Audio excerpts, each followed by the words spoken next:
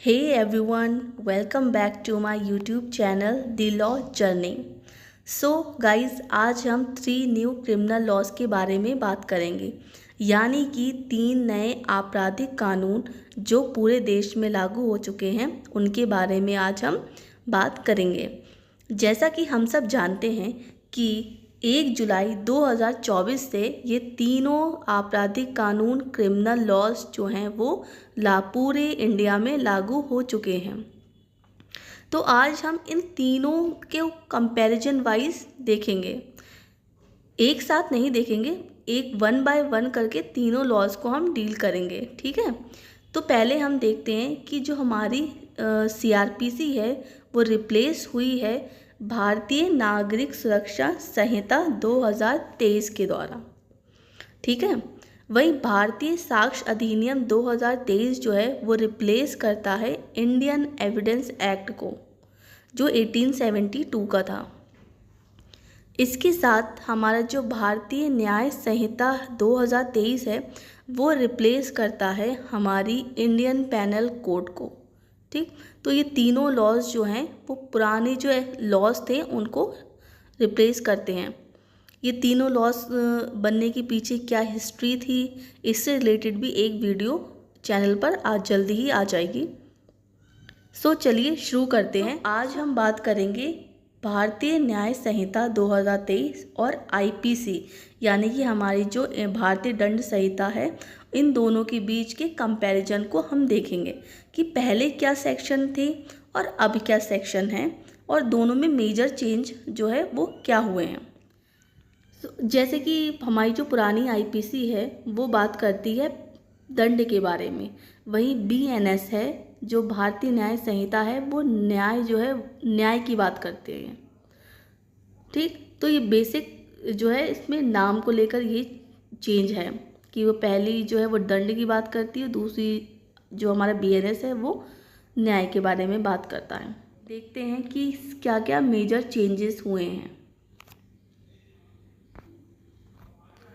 अब आप इस टेबल को देखिए, एक तरफ है BNS कि जो न्यू सेक्शन ऐड हुए हैं, वहीं दूसरी तरफ है IPC। ठीक, कि मेजर क्या क्या डिफरेंस थे।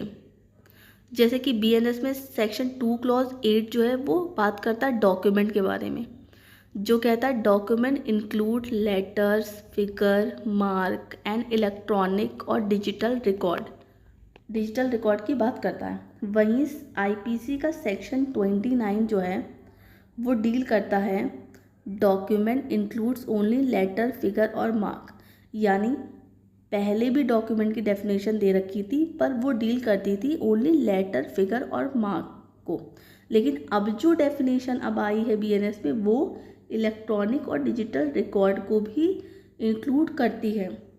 पहले क्या था ना, जिसका 29A जो था हमारा IPC का, वो अलग से इलेक्ट्रॉनिक रिकॉर्ड के बारे में जो है वो डील करता था, इलेक्ट्रॉनिक डॉक्यूमेंट के बारे में, लेकिन अब क्या करा है BNS में इसको एक साथ इंक्लूड कर दिया है, क्योंकि जैसे हम जानते हैं कि मॉडर्न एरा है, टेक्नोलॉजी एरा है, तो इसमें नए नए टेक्नोलॉजीज़ के क्राइम्स होते हैं, तो इलेक्ट्रॉनिक और डिजिटल का कितना यूज़ है, कि कितनी इम्पोर्टेंस है इसकी हम सब की लाइफ में, उससे रिलेटेड बहुत सारे क्राइम्स भी होते हैं, तो इसलिए इसको आज के टाइम में रखना बहुत ज़रूरी था।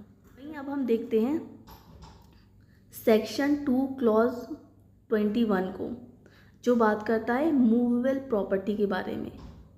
ठीक, वहीं हमारा जो है IPC में पहले था सेक्शन 22 था, जो इंक्लूड्स करता था मूवेबल प्रॉपर्टी में ओनली कॉर्पोरल प्रॉपर्टी को, लेकिन अब BNS में क्या कर दिया है, BNS जो है वो एवरी डिस्क्रिप्शन, एवरी प्रॉपर्टी को डील करता है। ठीक है, एक्सेप्ट लैंड और थिंग को छोड़ के एवरी प्रॉपर्टी को डील करता है, लेकिन वहीं IPC में क्या था, सिर्फ कॉर्पोरल प्रॉपर्टी को देखता था। अब आगे हम देखते हैं, आगे का चार्ट कुछ इस तरीके से है, इधर लिखें BNS, सेम वही IPC। ठीक, अब BNS का सेक्शन 2 क्लॉज 31 बात करता है वैल्यूएबल सिक्योरिटी के बारे में, वहीं IPC का सेक्शन 30 पहले डील करता था।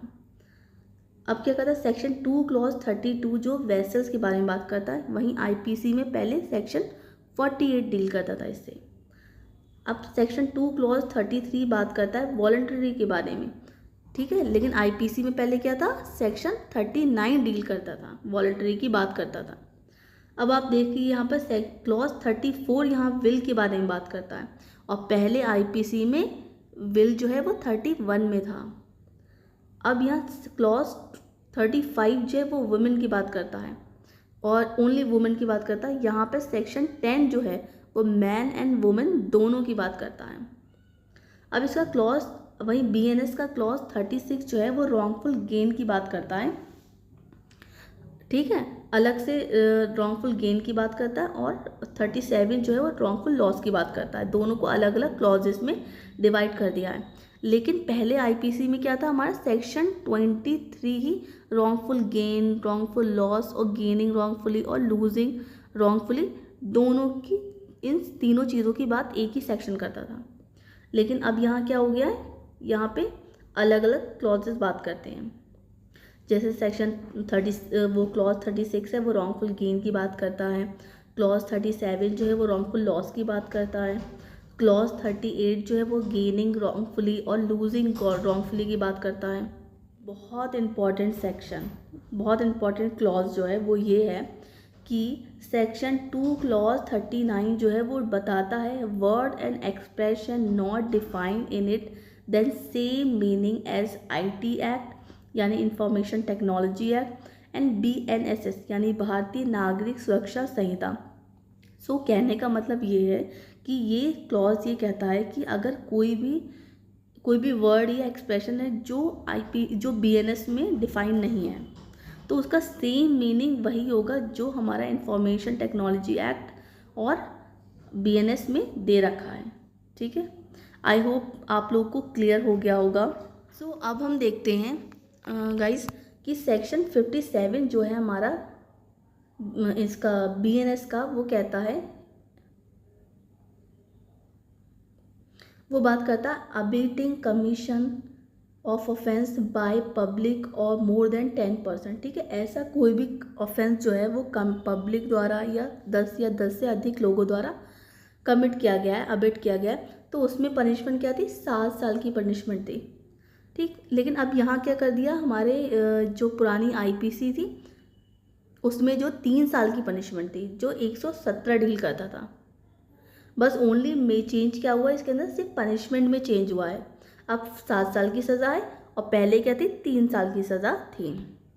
76D जो है वो गैंग रेप से डील करता है, ठीक। डी ए बात करता था कि अगर कोई ऐसी महिला से रेप हुआ है जो अंडर 16 ईयर्स ऑफ एज है, वहीं और डी भी बात करता था कि जो अंडर 12 ईयर्स ऑफ एज है जो चाइल्ड, उसके साथ अगर रेप हुआ है, ठीक।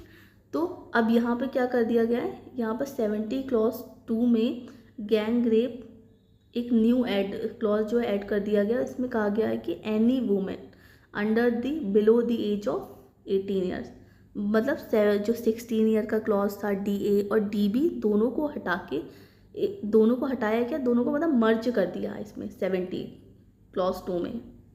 बस ये बेसिक सा डिफरेंस है। तो दोस्तों मैं उम्मीद करती हूँ कि आप लोगों को ये लेक्चर समझ में आ गया होगा। अगर कोई कमी रह गई है या कुछ और आगे इम्प्रूव करना है तो प्लीज़ आप कमेंट करके बताना, और इसके बाद हम जो नेक्स्ट वीडियो में इसके आगे के सेक्शंस को हम डील करेंगे। सो एक एक करके हम सारी जो एक्ट्स हैं उनको कंपैरिजन वाइज देखेंगे। अभी हम बीएनएस को देख रहे हैं, उसके बाद हम बीएसए को देखेंगे, फिर हम बीएनएस एसएस को देखेंगे। तो एक एक करके सारे एक्ट्स को हम डील करेंगे। Thank you for watching guys.